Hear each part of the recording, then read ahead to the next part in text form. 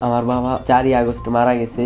উনি ছিল আপনার সংসারের হইলো কর্ম আর কি, উনি কর্ম করতো, আমরা খাইতাম আর কি। এখন তো আর কর্ম করার কেউ নাই, বাবাও নাই। ১৬ বছরের কিশোর মোহাম্মদ সিয়াম এখনও ছেলেবেলার দুষ্টামি যায়নি। এই বয়সী বিদ্যালয়ের সহপাঠী ও বন্ধুদের সঙ্গে খেলার মাঠে থাকার কথা, কিন্তু এই বয়সে তাকে হাল ধরতে হয়েছে পুরো একটি পরিবারের। ছোটবেলা থেকেই চঞ্চল ছেলেটি সে নিজেও জানতো না তার এই বয়সে সংসারের খরচ জোগাতে ব্যবসার হাল ধরতে হবে। বলছিলাম ভোলা শহরের ছাতা মেরামতের কাজ করা ছাত্র আন্দোলনে নিহত মোহাম্মদ জসিম উদ্দিনের একমাত্র ছেলে সিয়ামের কথা। গত ৪ আগস্ট ভোলার নতুন বাজারে পুলিশ ও ছাত্র জনতার সঙ্গে সংঘর্ষকালে গুলিবিদ্ধকালে নিহত হন জসিম। নিহত জসিম ভোলা পৌরসভার ৩ নম্বর ওয়ার্ডের পৌর নবীপুর এলাকার মৃত আবুল কালাম খলিফার ছেলে। তার এক ছেলে ২ মেয়ে। বড় ছেলে সিয়াম ভোলা দারুল হাদিস কামিল মাদ্রাসার ১০ম শ্রেণীতে পড়ে।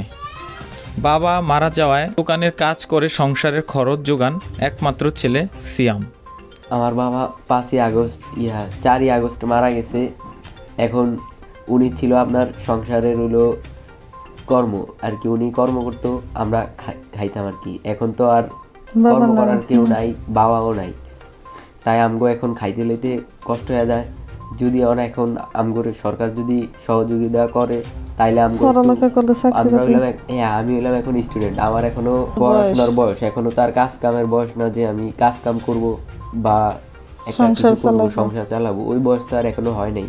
পড়াশোনার বয়স, এখন এই বয়সে আপনার কাজ কাম তো করা উচিত। সরকার যদি একটা চাকরি বা একটা ভাতার প্রশাসন থেকে অনেকে আসতে জানা গেছে যে দিব। আর এমনি ওই গ্রামীণ জন উন্নয়নের বুইন স্যার উনি দিছে আর কি হলো আপনার ২ লাখ টাকা, এই ৪ লাখ ওটা মামলা হয়েছে। তো মামলার কারণে এখন পুলিশ আর কি বানাইছে হইলো আপনার ইটের পাথরে মারা গেছে। আমাদের দাবি হলো সরকার আপনার আমাদের চাকরি বাকরি দেও, তারপরে যাতে আমরা চইলাফেরা খাইতে পারি, এরকম একটা কিছু করারই তাদেরকে শাস্তি দেওয়া হোক, এটাই দাবি আর কি। এই যে এখন লোকজন আপনার কিছু টাকা টুকা দিছে, এগুলা দিয়ে চলে আসলে আমি আবার একটা আপনার দোকান, আমরা পুলিশে আপনার মামলা করছে, পুলিশে উঠেছে। এখন আমগো তো আর আপনার মামলার ভিতরে জড়াতে চাই না। তাছাড়া আমি মহিলা মানুষ, মামলা করলে তো দৌড়াইতেই আমারও, দৌড়াদৌড়ির থেকে আমি নিরাপদ থাকতে চাই। যদি না করে সরকার তো তার আমার করার কিছু না। বাবার তো আর ফিরা পাবো না, কিন্তু তবু যদি একটা করে তাহলে একটা সাহায্য আপনার সরকার পক্ষ থেকে দেওয়া হইলো।